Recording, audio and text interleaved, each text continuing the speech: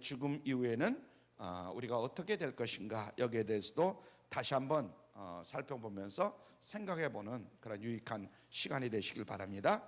첫 번째는 부자 같으나 가난한 인생이 있어요. 한번 따라줘. 부자 같으나 가난한 인생. 세상 기준으로 보면 그 사람은 분명히 부자예요. 뭐 자동차도 있고 집도 있고 뭐 사는 데도 넉넉하고, 그래서 분명히 부자긴 부자인데, 그러나 하나님의 기준으로 볼 때는 그 사람이 부자냐 아니냐, 이게 굉장히 중요하잖아요. 하나님의 기준으로 볼 때도 그 사람이 부자면 좋겠는데, 세상 기준으로 볼 때는 부자는 부자인데 하나님의 기준으로 볼 때는 가난한 자다, 이런 이야기입니다. 본문을 보면 무리 중에 한 사람이 예수님에 다가와 가지고 요청을 합니다. 자기 형과 상속 문제로 분쟁이 생겼는데 이 상속 문제를 어떻게 하면 해결할 수 있겠는가, 이걸 좀 해결해 달라, 이런 이야기죠. 율법의 규정대로 하면, 신명기 21장에 나와 있는 율법의 규정대로 한다면 그냥 뭐 별로 다툴 일이 없는데, 서로 욕심을 내면서 다툼이 생긴 것 같아요. 그럴 때 랍비에게 가서 소송하는 경우가 있었는데, 그 사람은 예수님을 랍비 정도로 아마 오해하고 있지 않았는가, 이런 생각을 해보게 됩니다. 예수님은 그 형제의 문제가 어디에 있었느냐? 탐심에 있었다는 거예요. 한번 생각해 보죠. 한번 따라 하시길 바랍니다. 탐심. 이건 누구에게나 있는 것 같은데 이 탐심이 문제가 된다, 이런 얘기죠. 그래서 탐심을 지적하는 거예요. 그리고 많은 소유를 얻는다고 생명이 보장되는 것은 아니다 하는 것을 교훈해 주는 그런 말씀을 하십니다. 이어서 교훈을 이 비유로 설명해 주셨는데, 흔히 어리석은 자의 비유다, 이렇게 설명할 수 있는 그런 비유죠. 어리석은 자의 비유, 어리석은 부자의 비유. 이 부자는 세상 기준으로 볼 때 선망의 대상이 될 정도로 아주 성공한 사람입니다. 실패한 사람이 아니에요. 근데 뜻밖에도 예수님은 그를 실패한 인생으로 단정을 했어요. 다시 말하면 다른 사람은 야, 저 사람 성공했다, 야, 부자로 정말 그 고생하더니 잘 됐다, 이렇게 이야기를 할지 모르지만 예수님이 보실 때는 실패한 인생이다, 이렇게 단정을 하시는 거예요. 그러니까 세상 기준으로는 틀림없이 부자긴 부자지만은 하나님의 기준으로 볼 때는 오히려 가난한 사람이었다, 빈자였다, 이런 이야기입니다. 근데 우리 입장에서 그 부자를 비판하기는 굉장히 어렵습니다. 예나 지금이나 대부분의 사람들이 그와 같이 부자로 잘 살기를 누구나 다 원하는 거예요. 그래서 열심히 재산을 모으고 성공을 거두기 위해서 나름대로 열심히 살아가는 그런 모습들을 보이고 있잖아요. 당시는 농경시대였기 때문에 그 사람은 대지주예요. 땅을 사고 그래서 대지주로 지금 활동하고 있는 겁니다. 광활한 농토를 소유하고 있었고 거기에서 소출이 굉장히 많이 나오는 거예요. 그러니까 이 너무나 많은 소출이 이제 쌓아놓을 데가 없을 정도로, 그래 창고를 짓고서 하여튼 뭐 잔뜩 쌓아놓았어요. 그리고 이제는 한가롭게 노후를 즐길 그런 계획을 세워놓고 있는 것입니다. 요즘 식으로 말하면 사업을 해서 돈을 많이 벌었다는 거예요. 우리 주변에도 그런 사람들 많이 있잖아요. 어릴 때는 힘들게 살다가 객지에 와가지고 나름대로 열심히 노력하더니 잘 사는 사람들 많이 있어요. 통장에 돈을 많이 예치해 줬어요. 그리고 집도 뭐 한 채, 두 채 그래가지고 몇 채씩 집을 가지고 있어요. 월세 나오는 것만 가지고 월세 받아가지고도 충분히 자기들 먹고 쓰고 얼마든지 남을 정도로, 이제 남은 인생은 건강관리나 잘하고 운동이나 잘하고 여행이나 다니고 자기 취미생활이나 하면서 즐길 수 있는 이런 삶이 됐어요. 여러분 어떻습니까? 이 사람이 크게 잘못한 일이 있느냐? 그렇지 않아요. 남보다 열심히 부지런하고 돈도 열심히 모으고 뭐 그렇잖아요. 그래서 어떤 불법을 행하거나 그랬으면 비난이라도 받는데 불법을 행하지도 않았어요. 나름대로 열심히 살았어요. 그런데 오늘 본문을 보면 그렇게 살았다 할지라도 그 사람에게는 문제가 있다, 이런 얘기입니다. 그러면 오히려 누구나 선망할 만한 그런 인생이 되었는데도 불구하고 왜 그렇게 이야기를 하실까? 예수님은 그 부자는 전혀 부러워할 인생이 아니다, 이렇게 말씀하고 있어요. 우리에게 그 인생을 부러워해야 된다, 그러니까 너희들도 열심히 그렇게 살아야 된다, 이렇게 말씀하시면 되는데 그렇게 말씀하죠. 오히려 그런 모습으로 인생을 살다가는 큰일 난다, 이렇게 말씀하시는 거예요. 이해가 되십니까? 오늘 우리가 추석을 보내면서 다시 한번 이 말씀을 잘 여러분들이 깊이 생각해 볼 수 있길 바라요. 겉보기에 성공한 것 같지만 실제로 그 인생은 어떤 인생이냐? 실패한 인생이다. 인생을 마칠 때 그 인생은 반드시 후회할 인생이 되고 말 것이다. 이런 이야기입니다. 자, 누가복음 12장 20절로 21절에 보면 이렇게 말씀했어요.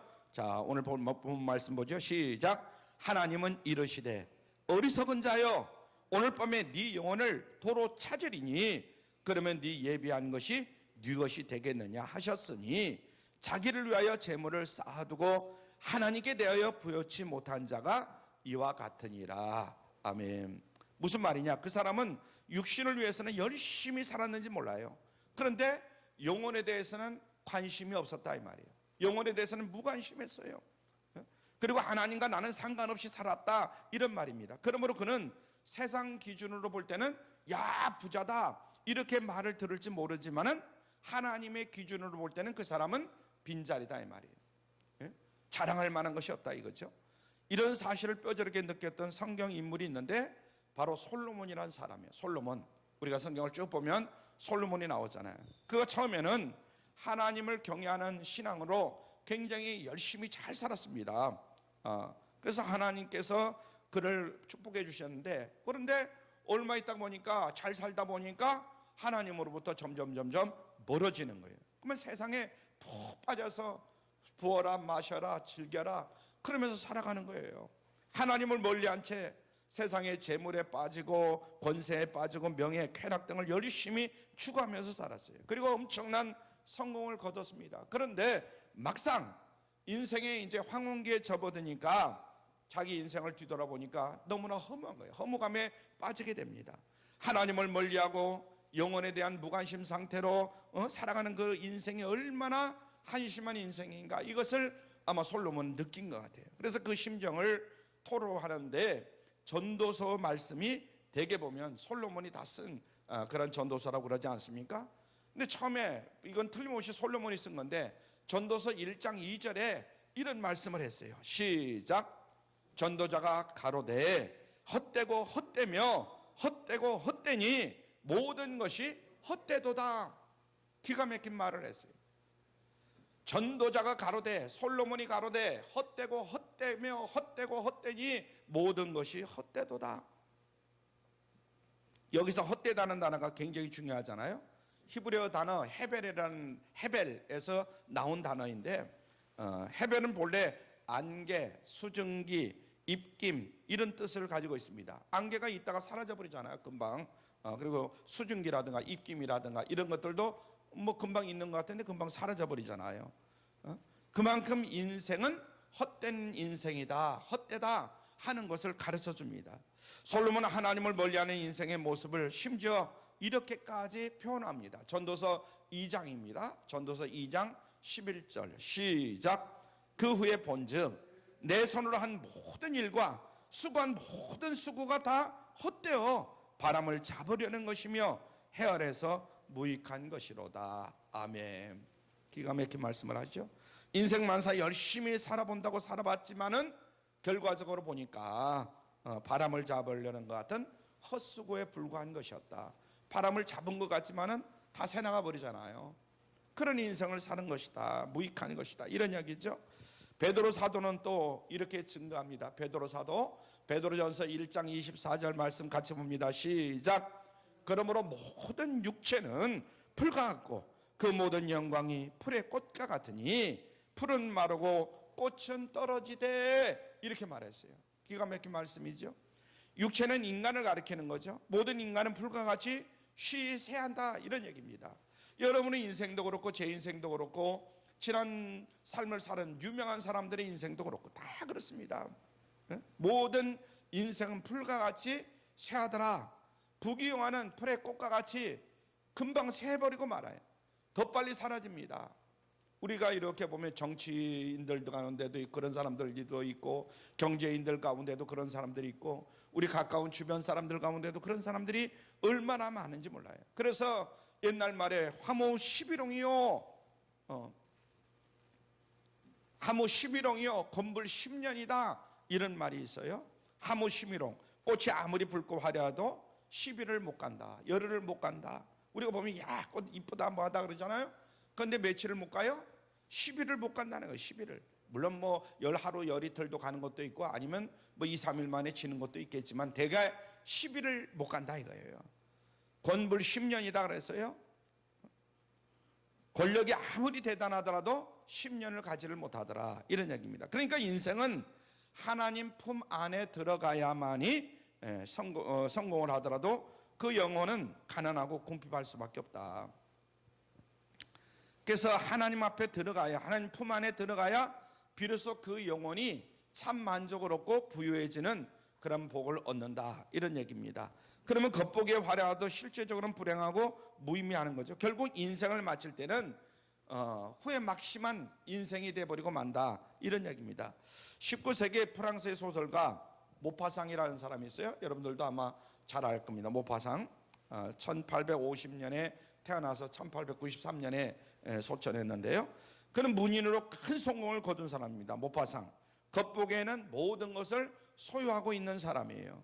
부와 명성을 거머쥐고 그러다가 결국은 육신의 탐욕에 빠지게 됩니다. 지중해 요트를 띄우고 노르망디 지방에 큰 집을 짓고 잘 살고 그리고 파리의 호 아파트를 또 소유하고 은행에는 예금이 철철 넘쳐 흘렀어요. 뭐 얼마든지 쓰고도 남을 정도로.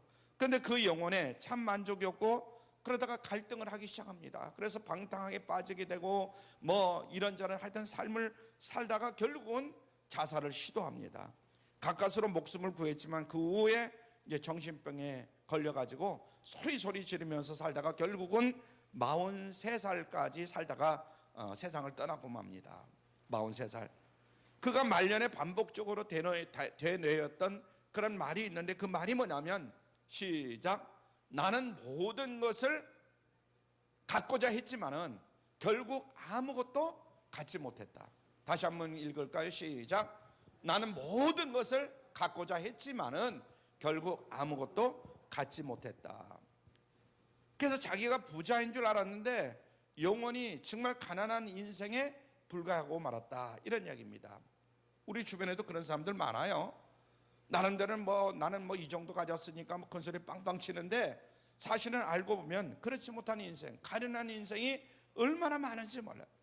물론 극단적인 얘기입니다. 그리고 육신의 부유함을 추구하는 게 더 나쁘다 이런 말을 또 말씀을 드리는 것도 아니에요. 중요한 것은 뭐냐면 그 사람이 부자로 살든 가난하게 살든 하나님 안에 있느냐 아니면 하나님 밖에 있느냐 이것이 중요하다는 거예요. 아멘. 부자로 여러분 다 잘 사시길 바랍니다. 그러나 늘 하나님 안에 있어야지 하나님 밖에 있으면 안 된다. 설령 내가 부자로 잘 살지 못한다 할지라도 하나님 안에 있느냐 하나님 밖에 있느냐 이것이 더 중요하다 이런 이야기예요. 이해가 되십니까? 오늘 이 시간에 우리가 추석을 맞이하고 그래서 추석을 잘 보내고 여러 가지 좋은 말도 많이 있지만은 우리 인생을 다시 한번 생각해 보지 않으면 안 된다.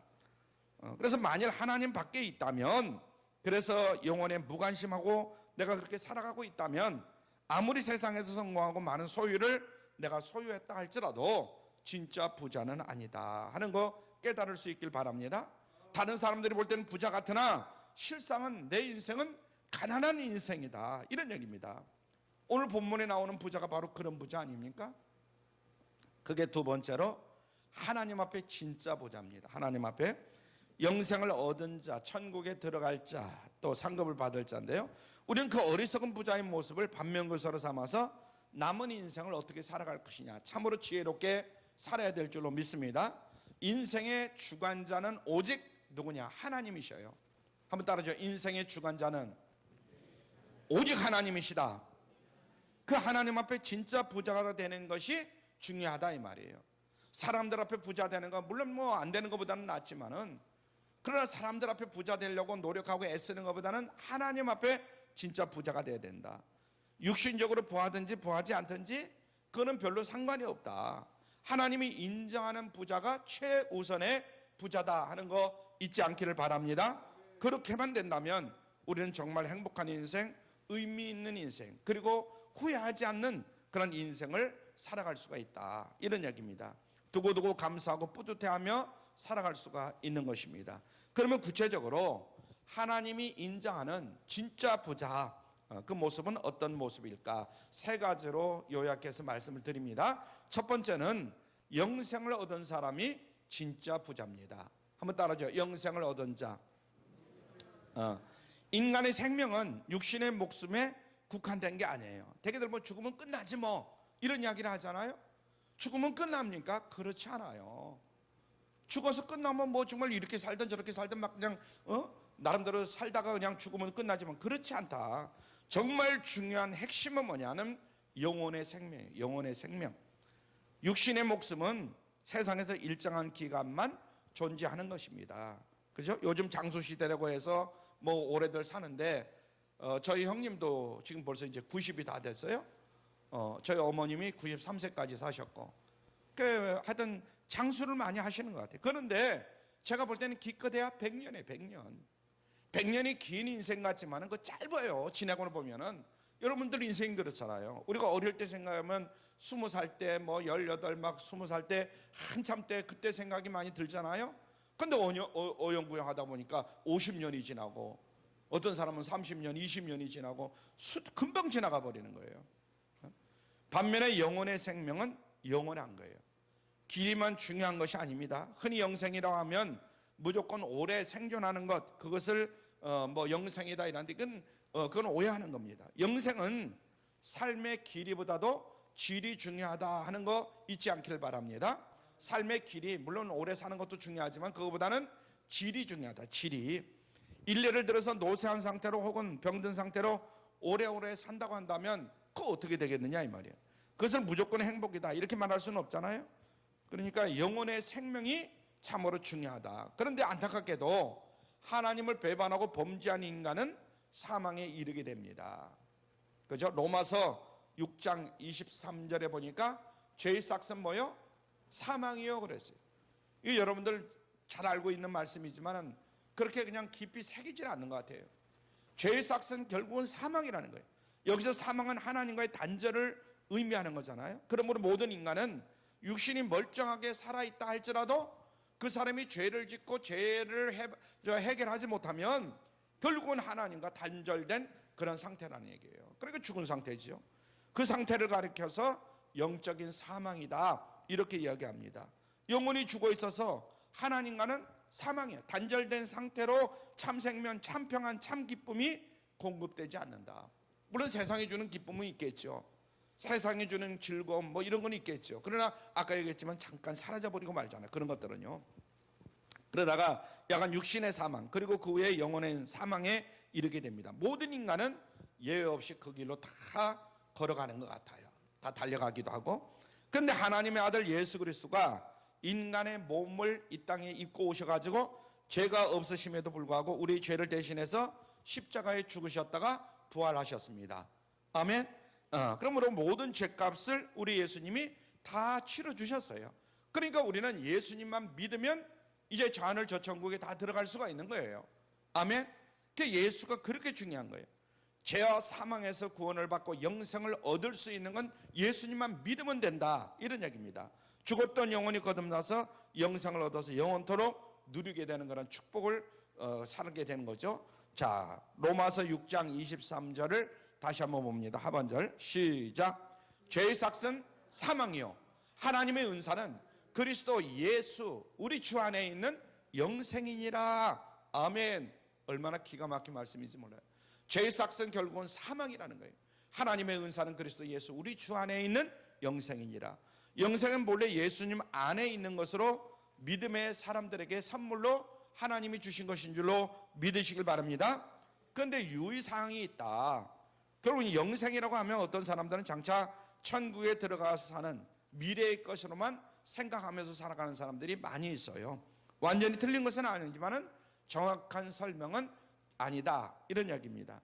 예수님을 믿으면 그 순간부터 영원히 새 생명으로 살아나고 거듭나게 되고 살아나고 영생이 시작되는 줄로 믿습니다. 그러니까 이 땅에 산다 할지라도 우리가 예수 그리스도를 믿으면 그때부터는 영생이 주어지는 거예요. 이 땅에서부터 죽어야 꼭 천국만 들어가는 것이 아니라 그래서 그 영생이 천국까지 이어지는 것이다 이런 얘기입니다. 지금 이 땅에서 영생의 복을 받고 죽어서도 결국은 영생의 그 길로 들어가는 거예요. 이해가 되시죠? 죽어야 그때서 영생의 복을 받는 것이 아니라, 뭐 그렇게 생각할 수도 있지만 그것은 올바른 얘기는 아니다. 그러니까 영생은 예수님을 믿음으로 영접하면서 시작된다는 그 사실을 우리가 꼭 기억을 해야 됩니다. 이 땅에 살 때에 우리의 영생의 복을 벌써 예수를 믿음으로 말미암아 받은 것이다, 이런 얘기입니다. 이것은 육신의 조건과 상관없이 우리에게 주어진 것이죠. 오늘 본문에 나오는 부자는 영생을 체험하지 못한 가운데 육신의 만족만을 생각하는 그런 부자였어요. 말은 내 영혼아 어쩌고 뭐 이렇게 얘기하지만 실상은 육신의 만족을 말한 것이고, 게다가 그것을 누려봤자 별게 아니에요. 육신의 만족이라는 거 아까도 얘기했지만 뭐 10년 아니면 20년 죽을 때까지 누린다 할지라도 4, 50년을 누려보더라도 결국은 지옥으로 가면 그 뭐가 되겠어요? 우리 인생은 그렇게 짧은 게 아니잖아요. 그래서 예수님을 믿음으로 영생을 얻는 것이 더욱더 중요하다 하는 거 늘 잊지 말길 바랍니다. 요한복음 4장을 보면 사마리아 여인이 나옵니다. 요한복음 4장에 사마리아 여인이 나오잖아요. 그녀는 결혼을 나름대로 했어요. 이 사람하고도 해보고 저 사람하고도 해보고, 그래서 만족을 그런데도 못 느끼는 거예요. 그래서 하루는 우물가에, 사람들도 창피하고 그러니까 사람들이 많이 안 다니는 한 12시에 이제 우물가로 갔어요. 거기서 예수님을 만나게 되지 않습니까? 그때 예수님이 그녀의 문제를 간파하시고 주신 말씀이 요한복음 4장 13절로 14절의 말씀입니다. 자, 같이 읽을까요? 시작. 예수께서 대답하여 가라사대 이 물을 먹는 자는 다시 목마르려니와 내가 주는 물을 먹는 자는 영원히 목마르지 아니하리니 나의 주는 물은 그 속에서 영생하도록 솟아나는 샘물이 되리라. 아멘. 사마리아 여인은 이 말씀을 듣고 예수님을 믿게 된 줄로 믿습니다. 아멘. 그래서 그 영혼에 샘물 같은 기쁨이 솟아나는 거예요. 절망 가운데 있던 사람이 막 그냥 소망이 생기고 기쁨이 생기고 살맛이 나는 거예요. 그녀는 감격에 겨워서 기피하던 동네 사람들에게 일부러 찾아갑니다. 지금까지는 동네 사람들을 피해가지고 아무도 없을 때만 물길로 오고 아무도 없을 때만 활동하던 사람이 오히려 동네 사람들에게 찾아가는 거예요. 그리고 예수님이 메시아 바로 구주인 것을 담대하게 증거하기 시작합니다. 당장 그녀의 육신적인 조건이 바뀐 것도 아닌데 영생을 얻으니까 기쁨으로 감격하게 되고 기쁨으로 살게 되는 줄로 믿습니다. 그래서 우리 주변에 보면 그런 사람들 많아요. 예수를 믿기 전하고 예수를 믿으면서 그냥 기쁨으로 사는 사람들이 많이 있습니다. 우리 모두는 이 땅에 살고 있어요. 경제적으로는 어제나 오늘이나 오히려 어제보다도 오늘이 더 못 살 수도 있어요. 그러나 우리는 영생을 받은 사람들이기 때문에 기쁨으로 살아야 되는 줄로 믿습니다. 아멘. 영혼은 당장에 부자가 됐어요. 실질적으로는 뭐 먹고 사는 건 부자가 되지 않았는지 모르지만 영혼은 이제는 부자가 된 거예요. 예수를 믿음으로 말미암아. 사도 바울을 보세요. 빌립보서 3장을 보면 그는 육신적인 조건으로 보면 타의 추종을 불허할 정도로 정말 넉넉한 사람이에요. 부자요, 박사요, 권세자요, 이스라엘의 귀족이요, 로마 시민권자요, 하여튼 뭐 세상 사람들이 부러워할 정도의 모든 것을 다 갖추고 있는 사람이에요. 그럼에도 그는 살아계신 하나님을 인격적으로 만나지 못한 가운데 영혼은 점점 곤고해지는 거예요. 그러니까 더 자꾸만 그쪽으로 나가게 되는데요. 참 생명, 참 기쁨, 참 평안이 그에게는 없었습니다. 그러던 중 예수님을 만나게 되죠. 그래서 십자가의 대속에 은혜로 죄사함을 받고 하나님을 제대로 만나니까 영생을 얻게 된 줄로 믿습니다. 그러고 나니까 육신의 조건은 별게 아니에요. 아이고 나는 이것을 자랑하고 이것을 가졌다고 이것을 뭐 누렸다고 막 그냥 큰소리 빵빵 쳤는데 이건 별게 아니에요. 오죽하면 사도 바울은 얘기하기를 배설물로 여겼다 그랬어요. 배설물. 그 후 그는 복음 전파를 위해서 자기의 인생을 바쳤던 것을 우리가 알 수가 있습니다. 그 당시엔 로마 박해의 시대라 가는 데마다 핍박을 당하고 감옥에 갇히기도 하고, 그러나 그는 행복했어요. 어느 곳을 가나 행복했어요. 그게 어떻게 가능했느냐? 그 영혼에 새 생명이 약동하니까 영생의 기쁨이 넘쳐난 줄로 믿습니다. 아멘. 그래서 우리 주변에 보면 저 사람 뭐가 맨날 저렇게 기뻐, 저 사람 뭐가 저렇게 늘 뭐 즐겁고 그래, 그런 사람들이 있어요. 경제적으로 보면 나보다 분명히 잘못 사는데, 그건 뭐냐면 예수님을 진정으로 구주로 믿고 있기 때문에, 영생의 복을 받았기 때문에 그렇습니다. 옥중에서 사도 바울은 이렇게 외칩니다. 빌립보서 4장 11절로 12절 시작. 내가 궁핍함으로 말하는 것이 아니라 어떤 형편이든지 내가 자족하기를 배웠나니 내가 비천에 처할 줄도 알고 풍부에 처할 줄도 알아. 모든 일에 배부르며 배고픔과 풍부와 궁핍에도 일체의 비결을 배웠노라. 아멘. 참 기가 막힌 말을 했어요. 내가 궁핍함으로 말하는 것이 아니라 어떤 형편인지 내가 자족하기를 배웠노라. 여러분 모두가 자족하기를 배울 수 있기를 바랍니다. 내가 비천에 처할 줄도 알고 풍부에 처할 줄도 알고 모든 일에 배부르며 배고픔과 풍부와 궁핍에도 일체의 비결을 배웠노라. 저는 이 말씀을 읽을 때마다 정말 기가 막히다. 어떻게 이렇게 표현을 했을까? 이런 생각을 가질 때가 많아요. 바울은 과거 육신의 모든 조건을 다 갖추고 있을 때는 하나님 앞에 부자 같지만은 실질적으로 자기를 생각하면 가난한 사람이에요. 이제는 거꾸로 가난해 보일지 모르지만 실상은 하나님 안에 진짜 부자예요. 진짜 부자로 살고 있는 겁니다. 지금 여러분은 어떻습니까? 예수님을 영접함으로 영생의 복을 받으셨습니까? 그러면 하나님 앞에 진짜 부자임을 깨달을 수 있길 바랍니다. 하나님 감사합니다. 하나님 감사합니다. 늘 감사가 떠나지 말아야 돼요. 자, 두 번째로 천국에 들어갈 확신을 가진 사람이 진짜 부자입니다. 한번 따라 하시죠. 천국에 들어갈 자.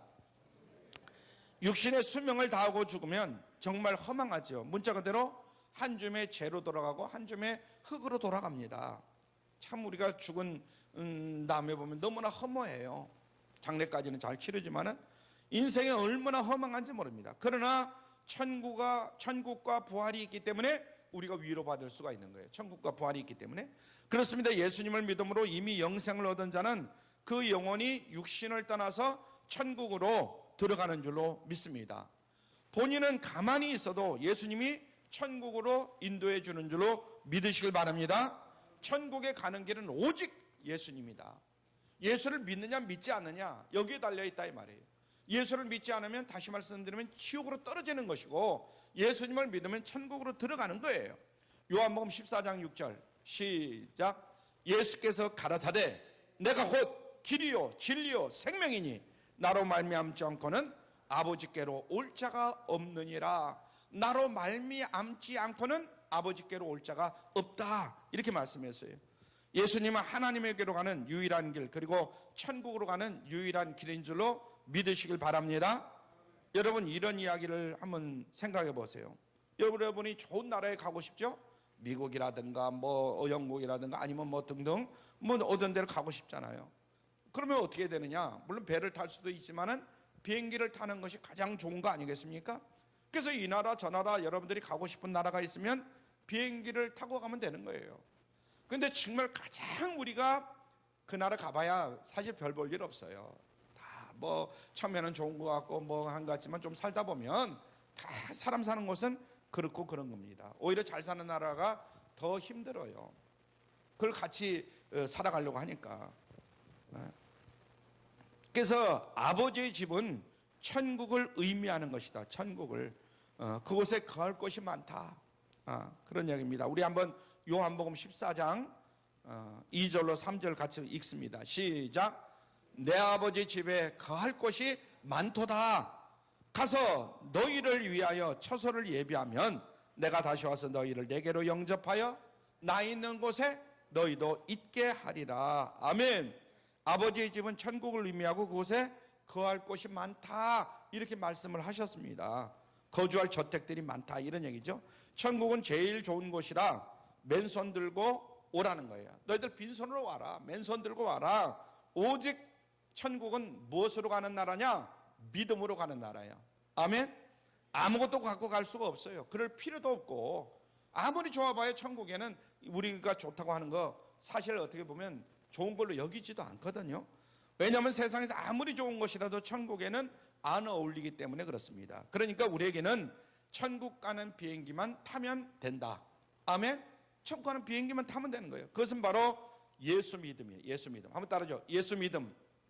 예수를 믿느냐 믿지 않느냐 예수 믿음 이것이 가장 중요하다. 많은 사람들이 노후 대책을 염려합니다. 필요하죠. 그런데 그거보다 더 중요한 것은 노후 대책이 아니라 사후 대책입니다. 노후 대책을 잘 세워라 그러잖아요. 사실 뭐 안 세우는 것보다 세우는 게 좋죠. 보람 있고 가치 있게 살아야지. 그런데 노후 대책보다 더 중요한 것은 뭐라고요? 사후 대책, 사후 대책. 예, 한번 따라 하시길 바랍니다. 노후 대책보다 사후 대책이 더 중요하다. 노후 대책보다 사후 대책이 더 중요하다. 오늘 본문에 나오는 부자는 육신을 위해서 노후 대책을 다 세워놨어요.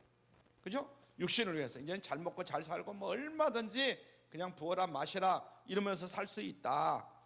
그런데 이 사람이 잘못한 것은 사후 대책을 세워놓지 않았다는 거예요. 노후 대책은 세워놨는데 사후 대책을 하지 않았어요. 그 죽음 이후에 어떻게 될까 생각도 안 하는 거예요. 이게 가장 어리석은 것이다.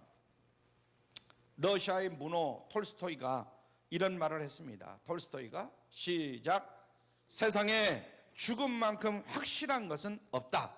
그런데 사람들은 겨우살이는 준비하면서도 죽음의 준비는 하지 않는다.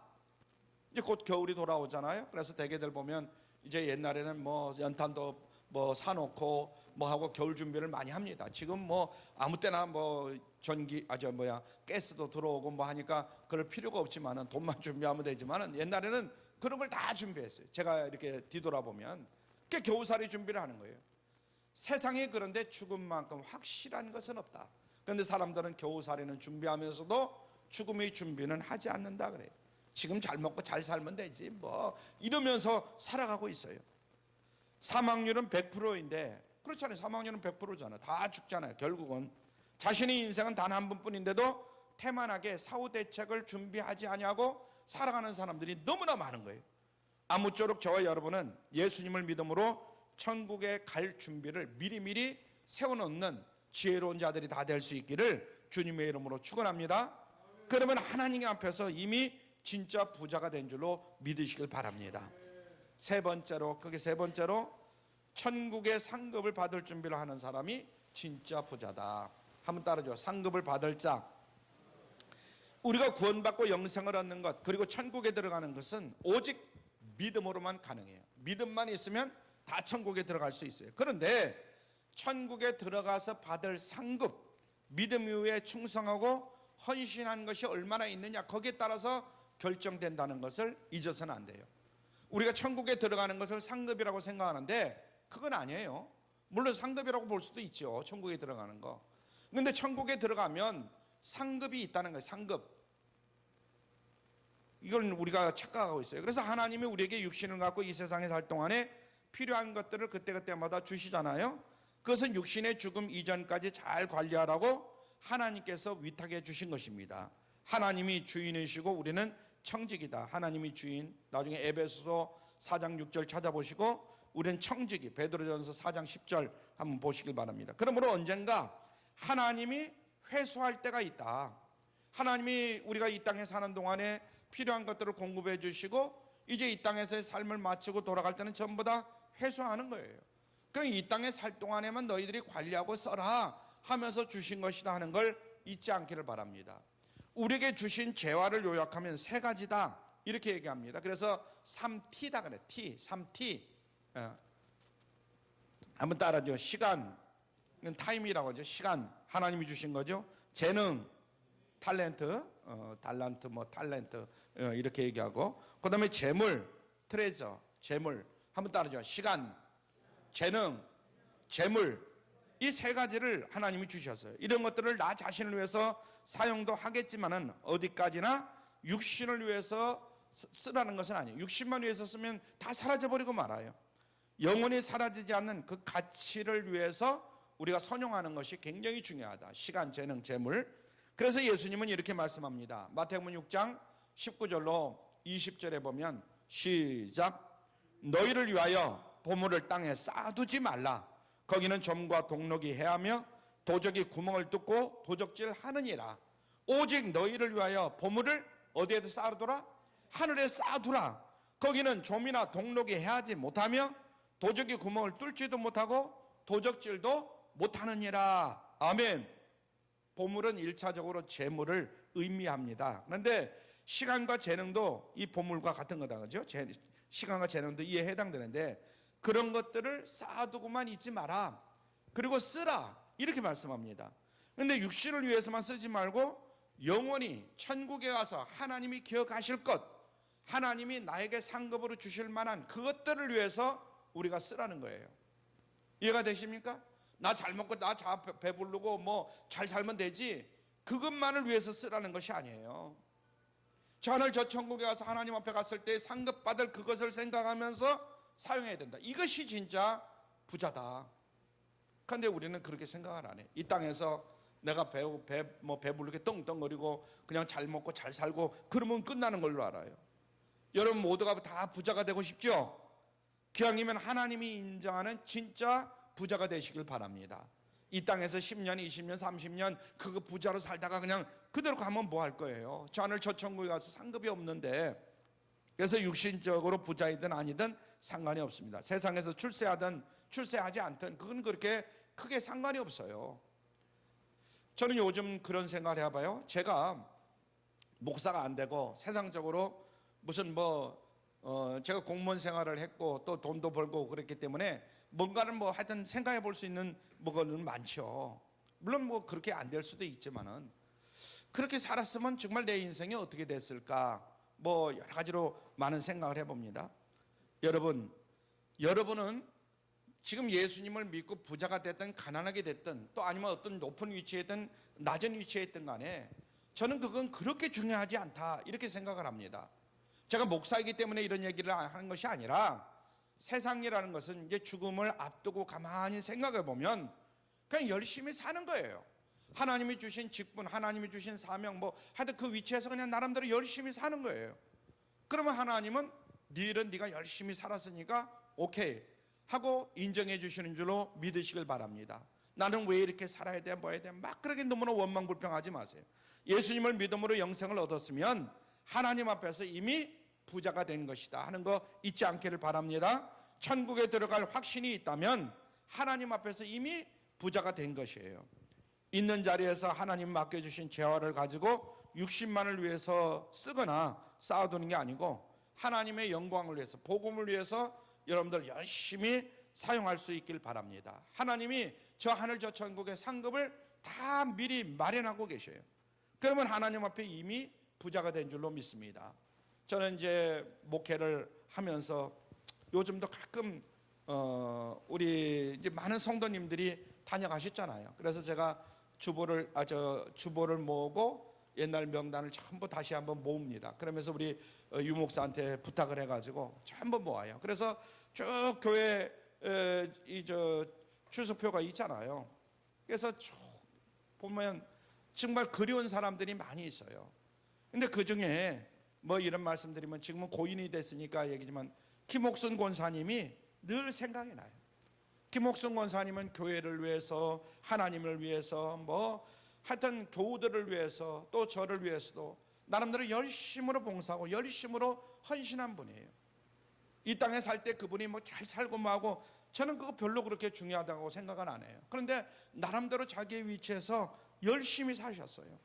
아마 저 하늘 저 천국에서 하나님의 품에 안겨서 평안하게 사실 줄로 믿습니다. 그래서 우리 모든 성도들이 그렇게 되면 얼마나 좋을까 이런 생각을 많이 해봅니다. 아무쪼록 본문에 나오는 겉은 멀쩡하지만은 가난한 영혼을 가졌던 그런 어리석은 그런 부자가 아니라 하나님 앞에서 진짜 부자로 승리하는 인생을 살아가는 저와 여러분들이 다 되기를 주님의 이름으로 부탁을 드립니다.